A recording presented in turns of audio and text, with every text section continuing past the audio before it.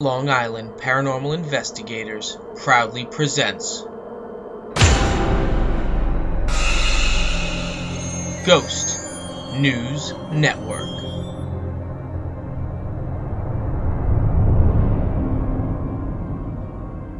Your hosts are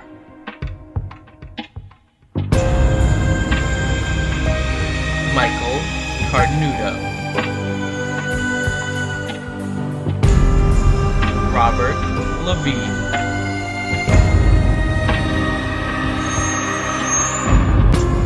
and Demetrius Haratos.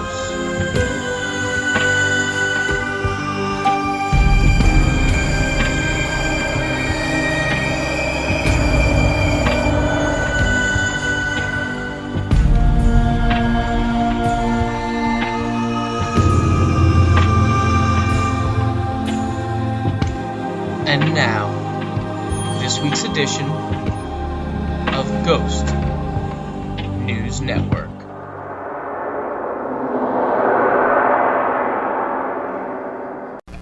Hello and welcome to the Ghost News Network. Today is October 12th, 2014, and this is the second edition of our podcast, Ghost News Network. For those of you that joined us last week, thank you very much and welcome back. And for those of you that are new, check out our previous episode and check out our YouTube page. We just got that started not too long ago, and we've got a bunch of videos up on there, and you can check those all out. So, yeah, for those of you that don't know, I'm one of your hosts, Dimitri, along with Michael Carnudo. And that's it. We're just a skeleton crew today. There we are. Yep. I mean, it's 50% usually, right? Yeah. That's what we usually have. Rob and Nancy. Yep. So. But yeah, so that's us. Yeah. And we have a good show lined up ahead for today. We have our urban myth and legend. We have Gateway Playhouse. We're going to talk about our definition of the week, which is apparitions. We have our equipment review, which is the energy loss meter. This week in paranormal history, October 12th of 1870, Robert E. Lee dies. Let's see, Nancy's not here, so you're going to get Dimitri's social streak, which is not appealing at all, by the way. Nah. And then, thanks, Mike. No problem. Thanks for just boosting my confidence there. Sorry, man. And then we're going to answer some fan questions, and then if we have enough time, we have our Lippy Evidence Vault, which we're going to continue playing part of our Mount Misery Site 2 EVP that we started last week. I think it's going to run for like 5 weeks, and then we're going to play the whole thing for you guys. Nice. And then if we have enough time, I'm going to talk about the movie Stitches. I didn't really get a chance to talk about it last week, and I would like to. Sounds good. Hopefully, we should be going to see Annabelle soon, and as soon as we see that, we'll talk about that during the show. Yeah, we'll definitely. There's a couple yeah. of movies coming out. Oh yeah, there's a lot. There's a lot. Yeah, well, once we see that, we'll kind of talk about it and go over the rating, what we feel, how good it was and stuff like that. So yeah, it looks without really a doubt. good. Yeah, it looks pretty good. I mean, I don't know how true to the story they kept it, but yeah, once we see it, we'll let everyone know. I'm actually really interested in the Kevin Smith movie Tusk. I haven't had a chance to see it yet. It only opened in like 600 screens across the country. It's a limited release. Okay. And it's basically a movie that he started on a podcast. He was talking about a concept about, this guy who captures somebody and basically turns him into a walrus. Interesting. And patchworks him with a walrus and stuff like that. And he just asked the fans, he's like, tell me hashtag walrus yes if you want me to make this movie. Interesting. And the fan outcry was so big that he actually got approved to make the movie, and he made the movie for like not much, $3 million. Okay. And it came out. They already made their money back, so it wasn't like a big loss. Even before it came out, they had already made their money back. Wow. So, but it's like one of those weird movies where, like, critics are talking about it, saying people should see it, but like people don't know what to make of it. Yeah, so right. It seems really interesting. I gotcha. But it's more along the Saw, Human Centipede kind of movie. Interesting. Okay. But not bad. Yeah, not bad. Definitely want to check that out. Good stuff. But let's start with our urban myth and legend, the Gateway Playhouse. Yeah, Gateway Playhouse. Brief history: located at 215 South County Road in Bellport, New York.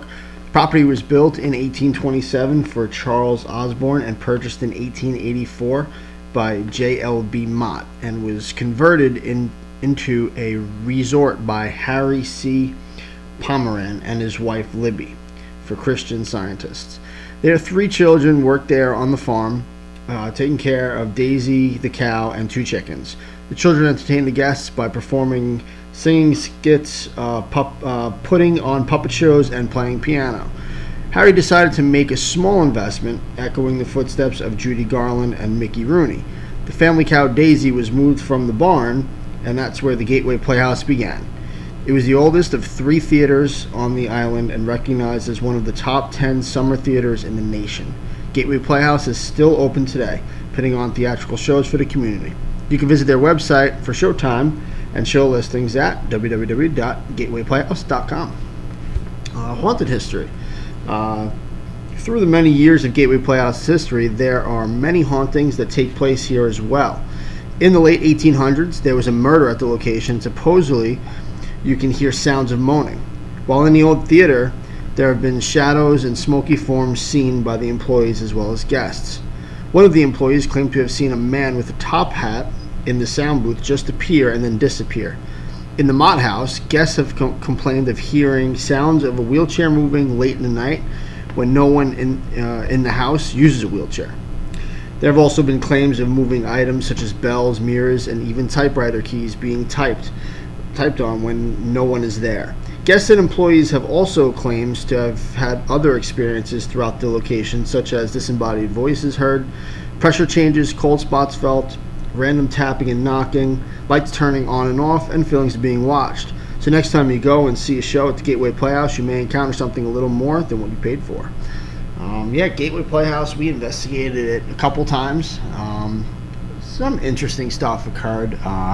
Nothing major, but I think we had a flashlight set up on the old theater.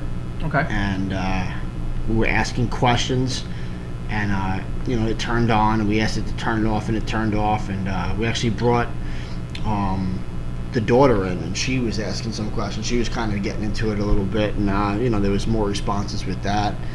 We did get a couple of, it's a Class C, Class D EVPs, but nothing major. But it was always a fun place to investigate. I would love to go back. I would totally go back and do it again.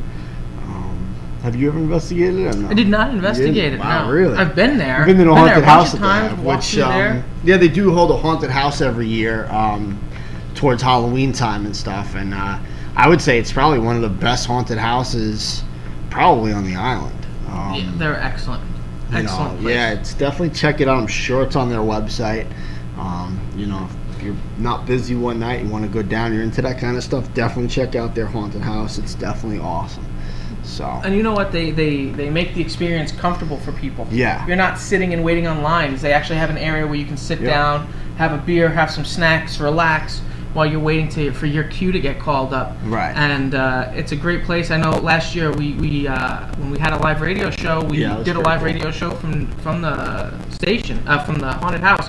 And it was great getting everyone's reactions and how everybody felt about it and stuff. Cool. And when we walked through, it was fantastic. I like it. They've done it the past couple years in a row where it's always different, but halfway through you get separated from your group.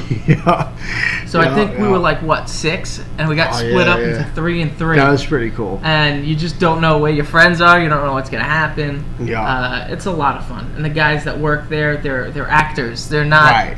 Right. They're not just regular haunted house scare people. They're actual performers. Yeah. So you get a lot out of the actors there. It's really good. It's a lot of fun. A lot of fun. Great place. They're open now. They're open till I think the first weekend in November. So go check it out. Gateway Playhouse. Go to their website. There's got a link on there to their haunted house stuff too. So definitely check it out. Definitely check that out. Excellent place to go hang out. Yep. All right. Next we have our definition of the week, and I figured since it's only our second show, we would keep it simple and talk about an apparition and what is an apparition. So an apparition, the definition of it is the supernatural appearance of a deceased person or animal. It is often too distant to be in the normal range of a person's view and is uncommon to see an appearance. A full-bodied apparition shows the entire body of an animal or a person. A partial-bodied apparition are seen more often, but only show part of the body, such as torso or arms. They often appear as white or various shades of white or gray, or solid black. Usually, apparitions can appear to hover in the air. It's rare that apparitions show their legs or feet. True. Have you ever seen an apparition? The apparition that I saw was when we did that Cape House, and I was in the basement. Okay. And it was me, Cheryl, and another former investigator, and we sat down, and we were doing an EVP session, and I looked over and I saw what looked like a man standing over. You were in the group, actually. You were in that group with me, weren't you? No, I was in the other team. You were in the other team. Yep. Okay. So I looked up and I see a man that looked like he had like a old fashioned kind of like a baller cap looking thing, and he was kind of looking down at Cheryl, but he didn't. It wasn't like this. He wasn't white or gray or black. He actually looked tie-dye colored. Yeah, it was all like these weird, squishy, weird colors. And I know Cheryl said at the time that she thinks maybe I was seeing his aura or something like that. But that was a really cool thing to witness. Right. I've seen shadow people and stuff like that, but I think that's the only. That was a full. Right. It's weird because it was like, I want to say full body because it seemed like it was on a trench coat and it went more than through half of its body. Okay. But I couldn't really see like the arms or legs. Right. It was just kind of like a long, like somebody wearing a long coat or something, or wrapped in a towel or whatever. Yeah. But how about you? Yeah, I mean, one of the locations, Union Cemetery in Sayville. It was probably like our second or third time we were investigating, and walking down like the pathways, and I looked up and I saw a man. It was kind of like grayish, like a gray man, I guess you can say it. And he had a hat on. It wasn't like a top hat. It was like almost like half that type, And I remember, like, if I close my eyes, I can actually see like the facial features. He had a mustache, older clothing, probably more like turn of the century type clothing. Okay. But nothing, nothing crazy, and it lasted for a couple seconds. I literally saw it, and then it was gone. Like it was just standing there, just chilling out, and it just disappeared. It was interesting. Didn't we keep seeing when we were at Union Cemetery just this past year? You and me were in a group. And we kept seeing what we thought was somebody walking. Remember? We kept thinking we were seeing somebody walking and right through there. And so I don't know. It seemed like it was more of a slow shadow person because it was dark. But. Yeah, I mean that's the thing too. Like a lot of people will say, "I've seen an apparition," and they basically describe what a shadow person is, which I think that they're two different things. I think an apparition is more of a human spirit, that passed away, whatever. And a shadow person is its own category. I mean, that's kind of what I kind of pretty much declare it out to be. I mean, that's the two differences. I'm trying to think if I've ever seen any other. I can't really recall. Not often. I can tell you that right now. It's definitely not. I see more shadow people than anything. But yeah. It's definitely an interesting experience. When you do experience it, it's pretty wild. I can tell you that. But, good stuff. Right, I have a question for you. All right. We recently have found some new locations that we've gone to. Yep. Out of all the new locations, which one do you think is your favorite? Oh, shit. I know what mine is. And the reason why I'm saying this tough. is because of what happened when we were there. Yeah, I mean, and I'm gonna ask you a question. All right. As soon as you answer the question first. I would say that we've been going to. That's new. New location. If I had to say it, even though we've only done it once, are you talking about on the island, or could it be off the island? Whatever new location that you like the best. Doesn't have to be on the island. All right. Mine's on the island because I haven't left. Well, we did Gettysburg, which was new for Lake me. George Battlefield. Lake George was new for me. But if we're talking on the island, new location, I would probably I would say, believe it or not, Plum Estate. I feel that there's a lot of potential for things to be there. It's such a large location, especially ticks and chiggers. Yeah, putting the bugs aside, it's such a large location with a lot of history that got lost in time. You know, you could walk those grounds and not even know what was ever sitting there. So yeah, I mean, I would definitely love to go back there and kind of have more time there to explore and investigate more of the area. It's such a large area. You can literally go in there with a team of 20 and not even cover the entire place. That's how big it is. But yeah, that'd be mine. How about you? Sheep Pasture Park. Sheep Pasture Park. I loved that place when we went. And Pretty the question I'm going to ask you, and we had a lot of stuff going on when we went there, and we were not there for very long. We were there for maybe a little over an hour, maybe half, a little over, yeah. But we were there, and as soon as we got in, stuff started happening. Yeah. Like within minutes. Yeah. And Rocco caught the EVP, 11 seconds in? Yeah. 11 seconds in, he's got an EVP instantly. It was the first time we were over there, too. And when we went and we were looking at across the field where the upward path went, and we thought there was another path to the left. Right. And then there was the track that we were on. Right. And we're hearing noises. It sounded like people were talking. Mm-hmm. We're seeing lights. Yep. And we're thinking, there's got to be somebody else over here. Without a doubt. So finally, I take myself, Dylan, and Peppy, and we walk over. Right. And I'm like skulking because I don't know who they are. I don't want to get into any confrontations, but I also want to know what the heck is going on at this point. So we go over there, and the lights stop, and the sounds kind of stop. And we go up to the area where the pathway is, where we were seeing the people, and it literally just drops off. Yeah. There's no way anybody was standing in that area and hanging out. Right. So with the lights and the people that we were hearing and the shuffling we were hearing coming from that area, would you classify that as an apparition? Even though we didn't physically see something that was in a shape, what would you classify that as? I wouldn't classify it as an apparition. Because Okay. I didn't see a person. You know what I'm saying? I mean, I know we saw shadow people when we were there too. Shadow people were seen. The lights, I mean, I would say the lights would probably be called just a light anomaly. I mean, that's usually what it's classified as. What it actually is, you know, that's why everyone's doing research to try to figure that out. I would definitely not call it orbs. It's definitely not in that category. Can I tell you what I was thinking it was? Yeah. You know how we have echolalia and mimics? Yeah. I felt like we were being mimicked with our flashes on our cameras, because it was flashing like somebody was taking pictures, right. And then you were getting the red light like our flashlights. And stuff like that. So could we have been participated in like a light mimic or something like that? Maybe. I'm curious it's definitely about that. A possibility. You know, it's a place we've only investigated once. Right. You know what I'm saying? So we have to get back out there. You know, we have to investigate it more. And like we were saying, I would love to go out there and set traps. You know, we have 6 motion sensors. We have cell sensors. We have all this types of stuff where I think we should go out there, set it, and kind of take a step back and let the equipment do its work. Right. And see where we're at. You know what I'm saying? And take it from there. You know, I'm not going to classify anything, you know, even though it was a pretty active night at that location.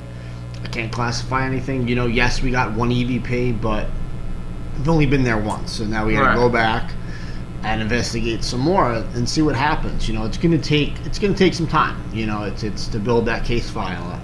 You know, maybe we can go back next time. Maybe it's just not there next time. Oh yeah. You know, maybe it's a residual type thing where it's there only during certain times of the year. You know, so this is stuff now we have to try to figure out. So, but yeah, I can't wait to go back. I'm trying to think of what theories or what it could have been and stuff like that. And I don't know, because I went back during the daytime about a week or 2 later. Right. Me and Dylan went back. Okay. And he showed me how it drops off, and I'm like, that is so weird. Crazy, right? Yeah, it was so weird, because I'm like, how the hell is that even possible? You know, like there was no way there could have been somebody in there because it's just a drop off. You know, like so. Yeah, it seemed like they were at our level. Yeah, exactly. It seemed like they were at our height. Yeah, it was pretty cool. It was definitely interesting. Interesting, to say the we least. definitely got to get back out there and maybe even set up some video cameras out in that section. Walk away and see what happens. Yeah, definitely. Good game for that. But yeah, really cool place. Yeah, without a doubt. All right, so moving on, we have our equipment review, which is the energy loss meter. Energy loss meter, yeah. This actually, we've had this meter since we started the group in 2003. And back then we called it the voltage meter because that's all it is. It's a voltage meter. And we hooked up a 9-volt battery to it. And we want to see if we get any movement from it. And basically the theory is, you know, there's a lot of claims of people going to a haunted location and they have a video camera or a digital camera and it's full. And within minutes, you know, something might happen and then all of a sudden, bam, their camera's dead, or their you know, the digital camera batteries, like nothing's left. So the theory is that when the entity or ghost is manifesting, it needs energy, and this is basically drawing in the energy that's from those battery sources to try to manifest or have something occur or happen. So I keep hearing these claims and stuff, and I got tired of not being able to track that. We've been on investigations where that's happened, where battery just suddenly died, and I was getting to the point where I'm like, well, you know, that's not good enough evidence, you know, saying your camera battery dies, or because you don't really know, nobody really knows if it's fully charged. All it is just a little battery level, where certain digital cameras, I mean, you could put brand new batteries in it, take 2 photos, and their batteries are dead already. Yeah. You know, depending on what type of batteries you use, depending on if it's, you know, if it's a night shot feature on your camera where it's doing a double or triple flash, it's going to eat the battery up more. So, you know, with a video camera, do you have the screen open? Do you have it closed? So, taking all that, putting that aside, we created a meter that's called the energy loss meter. And what it is, it's a meter. It's a voltage meter that ranges from 0 volts to 15 volts. You hook up a 9-volt battery to it, turn it on, and when you hit the switch, it should read 9 volts. Right. The power of the battery. Now, there's no reason at all that there should be any sudden drainage from that battery. There's no amperage. There's no draw source pulling off of that battery. So, you know, obviously if you're on a 5-hour investigation, 6-hour investigation, you know, ideally you're going to have some drainage because the battery itself is powering that meter. So obviously, yeah, it's going to go down a little bit. What you're looking for is a gradual drop or a steady drop right away, where it would be reading 9 volts and then all of a sudden, bam, it's going to be drained out to like maybe nothing or maybe 3 volts. It's going to have a sudden drop. That's what you're looking for, and this meter is able to detect that type of power loss, that energy loss. So yeah, we created this meter. We've been using it. We've had some interesting hits on it in the past. Not a whole lot, you know, everything's very slow start, but yeah, we use them every time we go on a house investigation. We're using these. We'll set them up in different locations of the house, and we'll monitor them throughout the night. We'll use them on urban legend investigations as handheld. So yeah, I mean, it's working out pretty well. We do sell them on our e-store. If you can't get through our e-store, I know it's in construction right now, but you can email any of us at you can email me at mike@liparanormalinvestigators.com. You can email me. We are selling for $60. You can go on our website and check it out. It's listed under our equipment. We do use these meters as well. And very simple and basic to use. It's not hard. You take it, put the battery in, you turn it on. That's it. It's nothing hard, nothing complicated. So, but yeah, I mean, I don't know if you want to add anything to that. No, not at all. I think you covered everything. Yeah, I mean, that's about it. I mean, that's the energy loss meter. I will add that I had Cheryl over here after my son's birthday party on Saturday. Okay.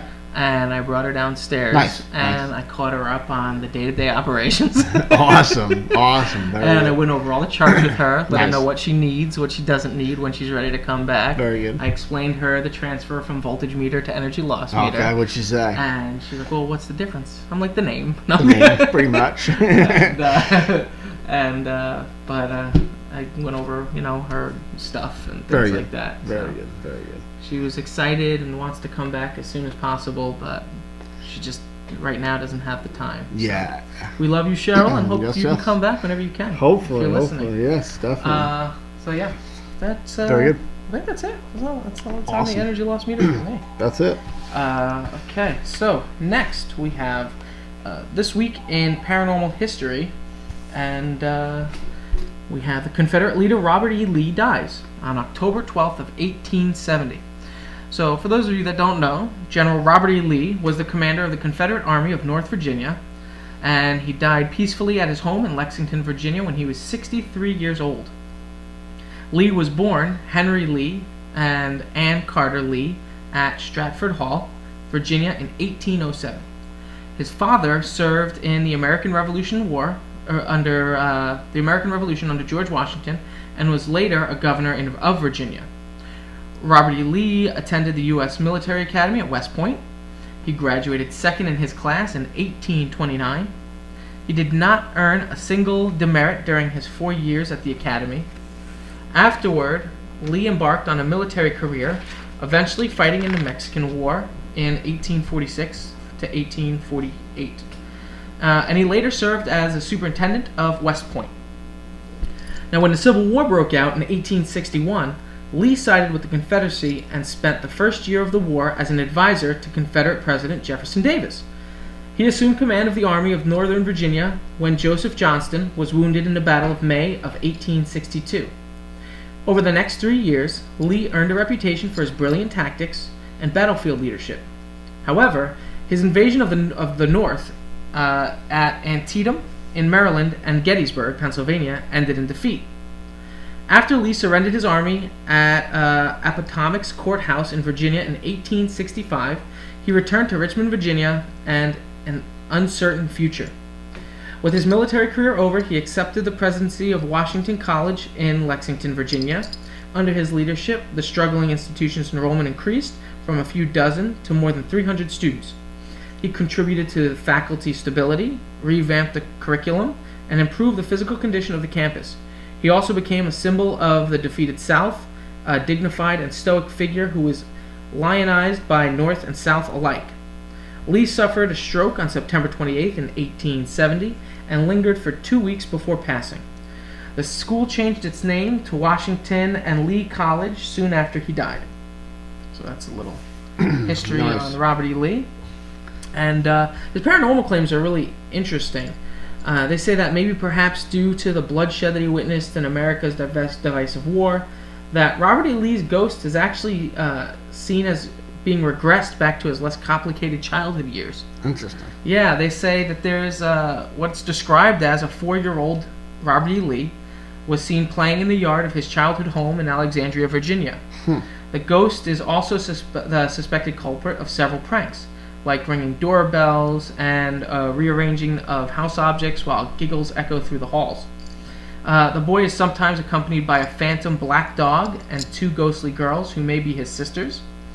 Her description matched that of Franklin. There are also reports of people who spied the Philosophical Society statue of Franklin dancing along city streets. Interesting.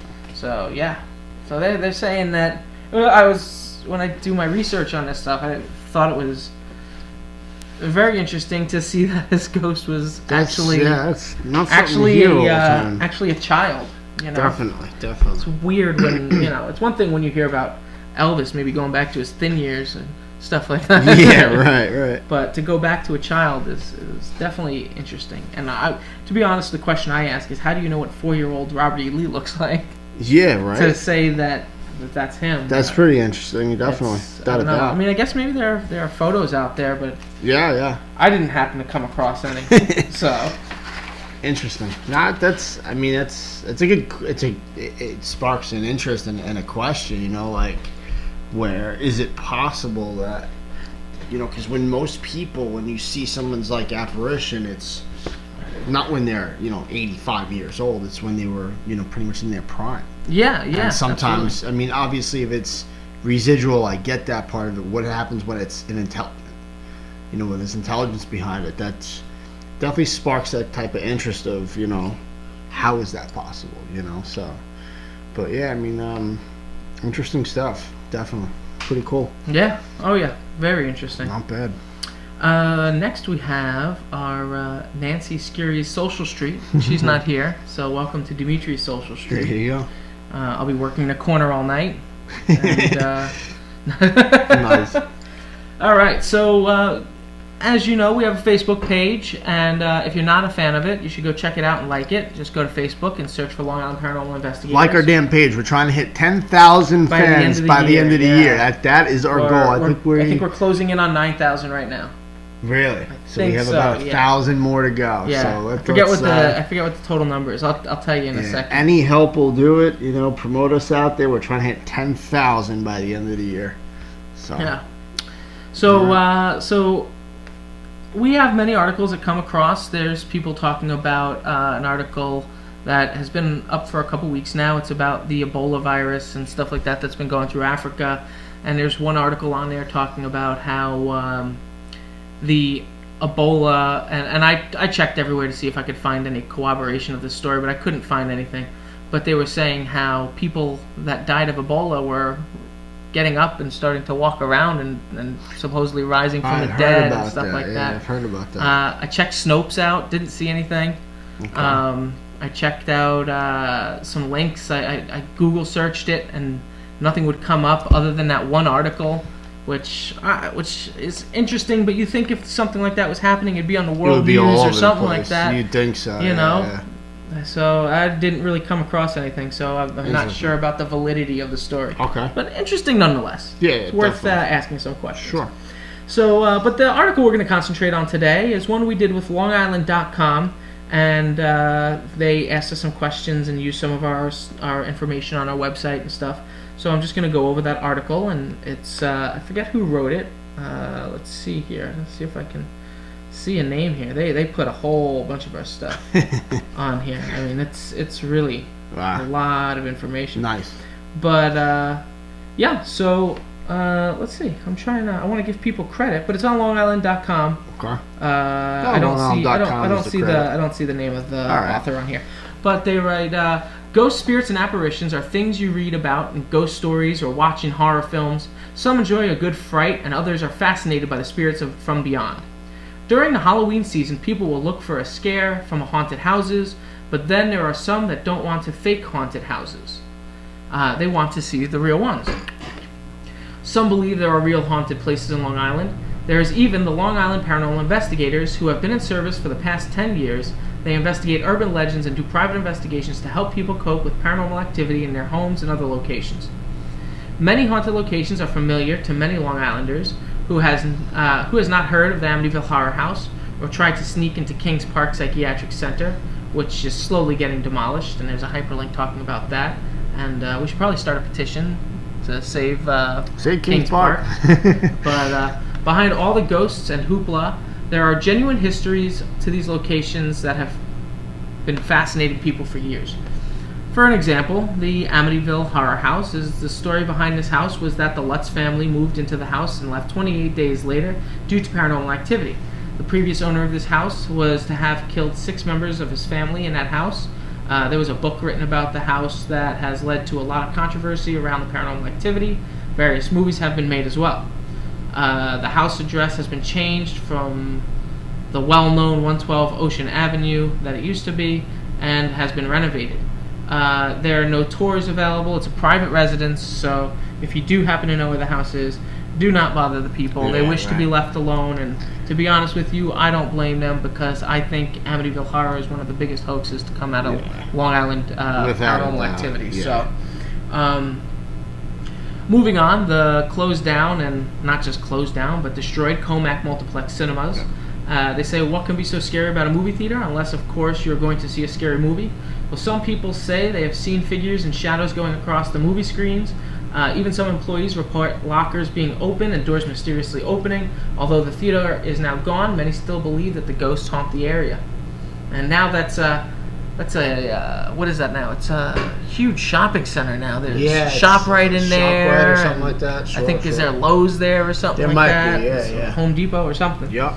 Country House Restaurant on 1175 Country County Road, Yep. County House in Stony Brook. This house has a pre-revolutionary story behind it. It is said to be haunted by Annette Williamson, the daughter of a former owner. She had allowed British soldiers to stay in the home and was believed to be a spy. She was hung on the second-story rafters, and her spirit haunts the kitchen and stairways. Visitors say they can hear her cries and light bulbs flicker. The restaurant has a ghost bar where you can see pictures of Annette Williamson.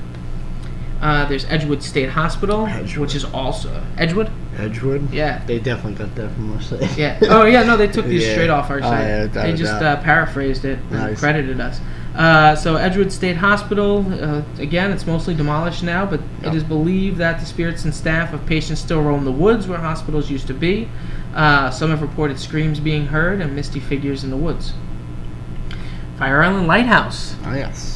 Landmark is said to be haunted by a caretaker who hanged himself in the original lighthouse and the doors. Yep. Although heavy, open and close on their own. Fort Hill Cemetery. Okay. Cemeteries always seem to be the place where many people believe paranormal activity take place. Some say you can hear drums of the Montaukett Indians and their chief, whose spirit is still in the cemetery. Fort Salonga Battlefield, now called Fort Salonga. This battlefield was the location of the American Revolutionary Battle. Many claim to hear gunshots and other battle noises taking place early in the morning.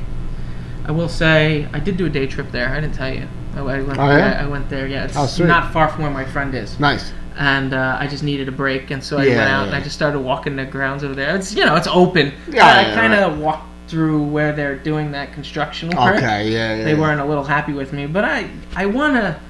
I haven't been there during the day. I'm always there Okay. at night, and I wanted to see what was in that back area because there's the little wooded area to the Right, left. I wanted to see right. if there was a pathway Okay. to see if we investigate, we can get in there. Get in over there, sure. There's. I wouldn't recommend it. No. We're good when we are. Yeah. But I did check it out. Very and, cool. Yeah, it's a great location. Nothing No, happened, definitely. Yeah.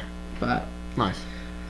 then of course there's Kings Park Psychiatric Center, Oh, yes. which we know all too well. Yep. Access to the grounds is limited, so let me just say that entry into the buildings is forbidden by law. You cannot go into the buildings, but it is like a park area. You can walk the grounds during the day and Yep. stuff, but there's constantly police and Oh, yeah. stuff going through there. So it's just you didn't hear it from us, so don't go in there. All right, so this legendary location on Long Island, where many Long Islanders have broken into to see the facilities, from inside and outside the many buildings, people have reported yells and screams of deceased patients. Some may say they can see ghosts in the windows. Although you can't go into the buildings, you can drive through the grounds for a quick peek. The grounds are monitored by police, as I was saying. I don't know how haunted Kings Park is anymore. I feel like so many people have broken in and just destroyed it and Yeah. disrespected the grounds so bad that I feel like whatever is there is just kind of like moved on at this point. Yeah, I mean, because I don't know if it moved I on don't know. or not, but It's I would keeping say quiet for sure. It's why would it come out? You know what I'm Right. saying? Like that's the point. Especially when you're gonna look at, all right, well, who really haunts Kings Park? Most likely, a lot of it's gonna be the patients, and look at what happened when it was open. Now it's closed, and when people are going in there, they're breaking beer bottles, they're spray painting, they're destroying computers, whatever it is. Whatever's there is going to go into hiding mode because that's the way they lived, you know what I'm saying? So why Yeah. would it come out? So, you got to kind of look at it like that. Unfortunately, with all that stuff going on there, I think the activity definitely calmed down a bit over the years, but Yeah. we do have our experiences So- from years ago. I'm not going to read all these because there's Yeah, a lot, it's but a I'm lot, just going to I'm give sure. you an idea of some of the places that if you're interested, you can go to our website and check it out and stuff like that. But there's the Pizza Hut in Center Reach, Yep. Sweet Hollow Road, Old Bethpage Village Restoration, Lake Ronkonkoma, Katie's of Smithtown. Shout out to Brian who owns it, nice Yep. guy. Morgan Hall, Port Jeff Ferry, Camp Hero, Hanging Tree. I can talk all day about Camp Hero, so we'll just take it easy on that. Hanging Tree, Raynham Hall, Reed's Ice Cream Factory, the Wickham Farmhouse, and Oheka Castle. Nice. And really good locations. You guys should check it out. This is just giving you an abridged version. If you want a lot of detail about these locations and stuff like that, go to our website, www.liparanormalinvestigators.com. Check it out, and we talk about all that fun stuff over there. So, as we were saying earlier, we currently have 8,876 likes on our page. We're coming up on that 9,000 mark, and if you guys can help us hit 10,000 by New Year's, that'd be great. We'll win a new car. No, that won't happen. I wish. So, nice. So, shout out to Nancy and Rob for not being here really quick. You guys suck. You suck. And I think Nancy wanted me to mention something. She told me to check my email, and I had checked it and read it this morning. I've already totally forgotten what it was. Remember. Nope. Sorry, Nancy. It's all good. We'll do it next week. You can do it next week when you're here. No problem. All right. So now we have some fan questions to answer. Okay. And the first one comes from Errol Demry G, and she's on our boards a lot on our Facebook page. She's always asking questions and stuff like that. And she was wondering, what's your opinion of ghost groups using Ouija boards during investigations? My opinion is don't. Yeah, I agree. Multiple reasons. You shouldn't use a Ouija board, period. Not even on an investigation, let alone in someone's house that you don't know, The problem with the Ouija board, it's not the board itself.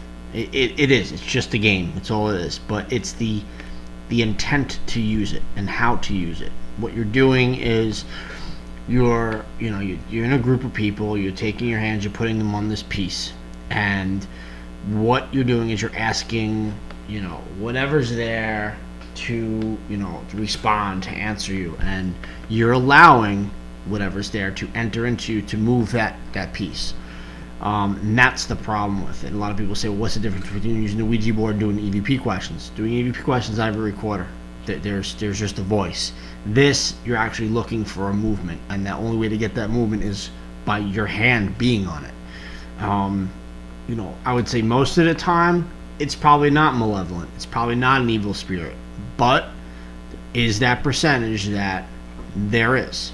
And you can't tell, and then once that's there, that doorway doesn't get closed. That's open. That's my opinion on the Ouija board. I do not use it. I don't recommend using it.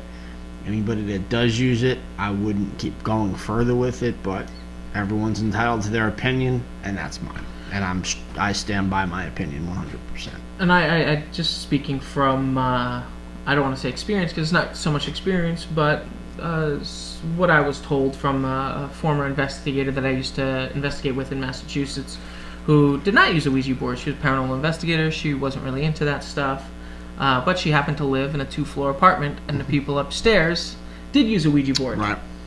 Nothing happened to the people upstairs, Sure. But unfortunately, whatever was there and was involved decided to attach itself to her child. Right. And to this day, from the last I spoke to her, it still harasses her child. Wow. They still have experiences. They've moved out of that place. They've moved around to a bunch of different places. Damn. And it's something that they still deal with to this day. Yep. So, think about the other people around you too. It's not just yourself that you're putting at risk. Right, exactly. So, yep. All right. Good question. So, second question. Yeah, thank you, Ariel. Appreciate it. Second question comes from Larry B, and he asks, with Halloween coming up, what is your favorite horror movie? Oh, shit. That's a tough one. Nobody would even guess mine in a million years. I could.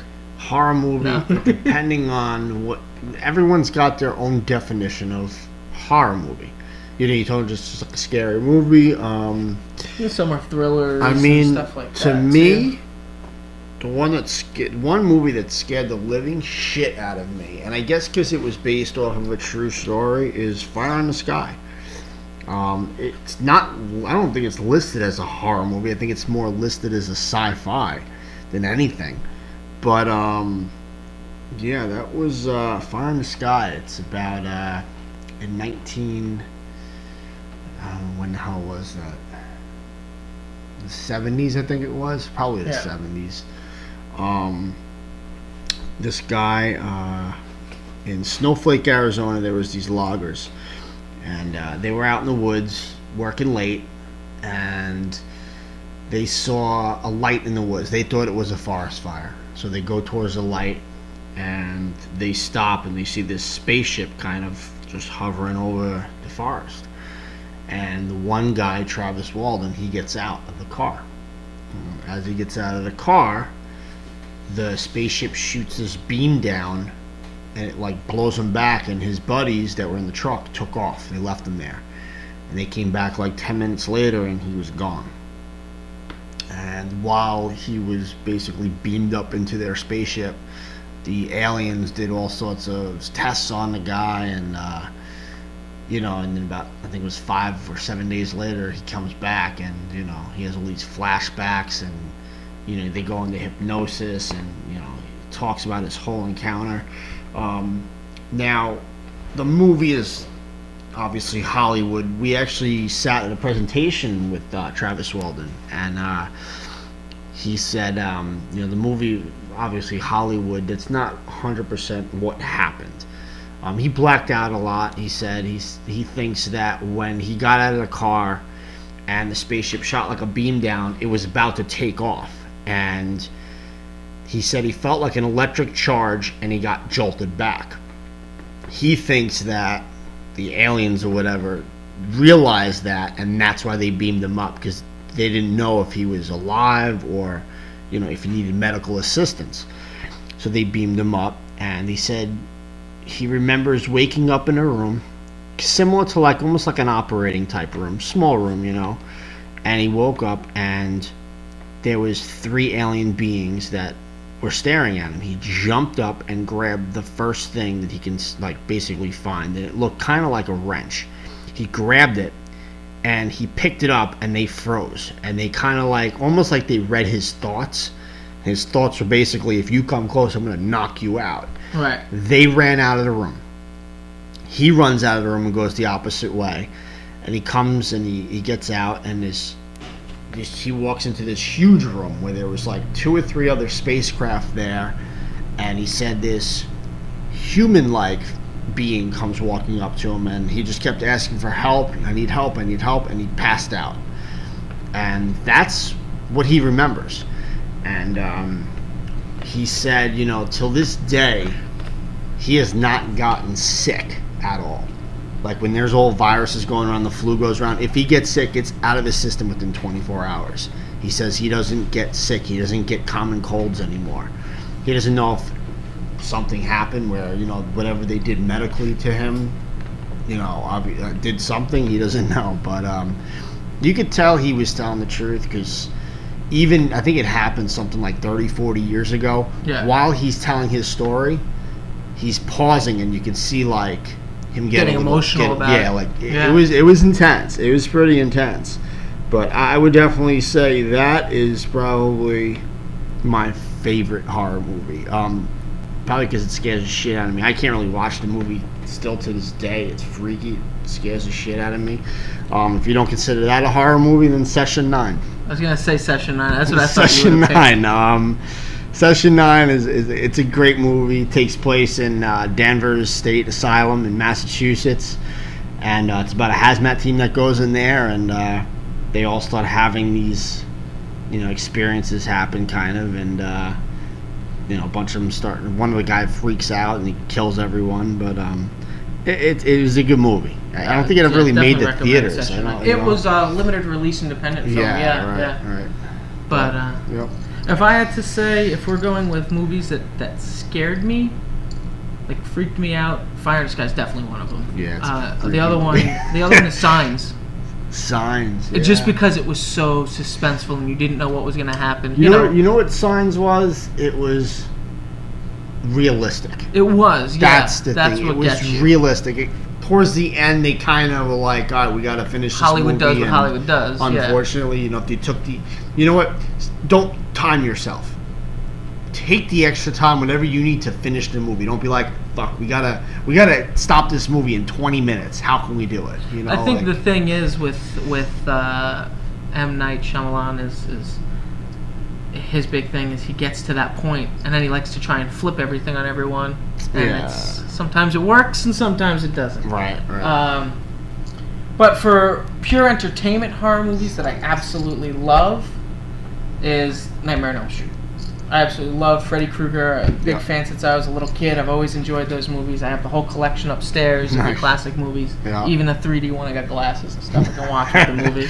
Nice. So I'm a big Nightmare on Elm Street fan in terms of. But I'm not a person that enjoys movies. Typically, I don't enjoy movies like Saw and Human Centipede and things like that. Yeah, right. For the sole purpose that shit can happen. There are crazy people out there where that happens, you know? Right. And I don't like that. I like the more fantastical horror movies like Nightmare on Elm Street. Sure. You know, Jason Voorhees they're slasher movies and stuff like that, but a nightmare man is not coming out of your dreams and slashing you apart. You know? Right. So, all right. So, last but not least, question 3 comes from Susan M., and she asks, if you could only investigate one location for the rest of your life, what would it be? That is a good question. There's so many places I can pick, but it's like, all right, only one the rest of my life.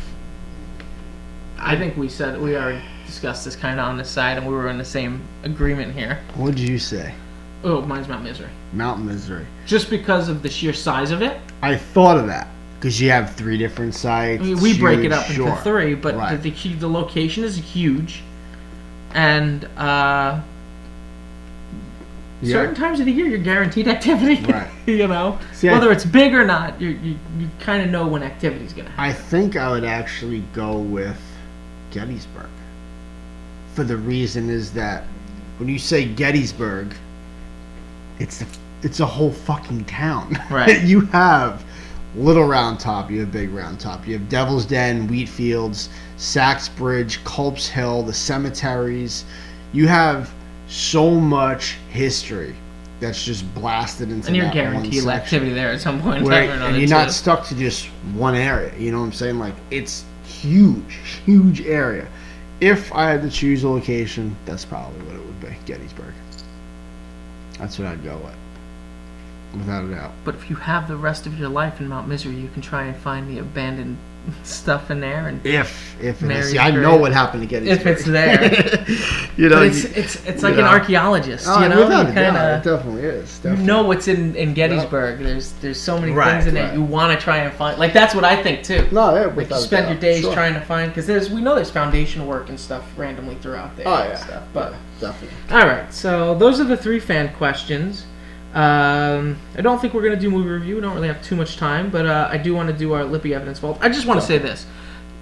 If you haven't seen Stitches, it's on Netflix. It's free. Go watch it. It is horribly bad good movie. It's one of those movies that it's made in London. It's a cheap independent movie. They do weird, funny, stupid things in it. It's just... It entertains you. Right. You're not watching it for realistic value or anything like that, but it's just it's funny. All right. It's funny, scary, and it's good. But anyway, so Lippy Evidence Vault. This is from Mount Misery. This is, like I said, Site 2. This is continuation of what we caught back in 2006, and I'm going to play this for you. This is part 2 of our Mount Misery EVPs. Over here. Stop. Please let me out. Please let me out. So, as you can tell, the EVP is saying, please let me out. Please let me out. Really cool EVP. Mike, what do you want to say about that EVP? Yeah, that was an intense night. I'll never forget that night. That was wicked. I remember we had that on video too, and I think it was Mike Bainbridge.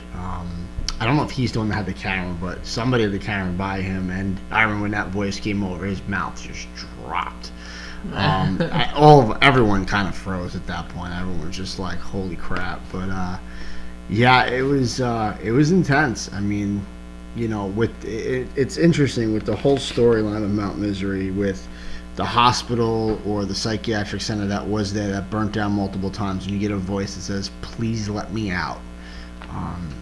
I mean, I don't know. Take it with a grain of salt, but it's pretty wild. I don't know. I'll play it for you guys one more time. Yeah, definitely play it again. Over here. Stop. Please let me out. Please let me out. Yeah, as we were saying last week, you can tell that nobody's clicking in Right. and talking to you. It's just static coming straight through the walkie. Yeah. There was nobody messing with us or anything like that. And, you know, I'm just going to note the date. It was September 7th of 2006, I'll never which forget is it. I'll never forget that. always a good time to be in Mount Misery. It's interesting now because now you have a lot of people starting to use like the Spirit Box and the Ovilus and all that stuff. Yeah. And this is way before that. You know, this is before that even really came out and was really known to the public. And this was coming right over our walkies, which is the same thing as the Spirit Box does. It scans frequencies. The only thing was we were on a set frequency. Right. And yeah, they can cross here and there, but you're not like the Spirit Box where it's running a bunch of different frequencies. You're pretty much limited to what your walkie's gonna go by. But yeah, I mean that came over. It was wild. It was intense. I'd have to say that. Very Good cool. stuff. Yep. Unfortunately, I didn't join the group till next year. Yep. But still had a Mount Misery experience that Yep, first your investigation. first night. So, Yep. which goes to show you how fun that location Oh, can yeah. be. Without a doubt. But that's all we have time for today, and thank you guys for joining us, and join us next week for the Ghost News Network podcast. And you guys take care. Have a great night. Yeah, have a good night.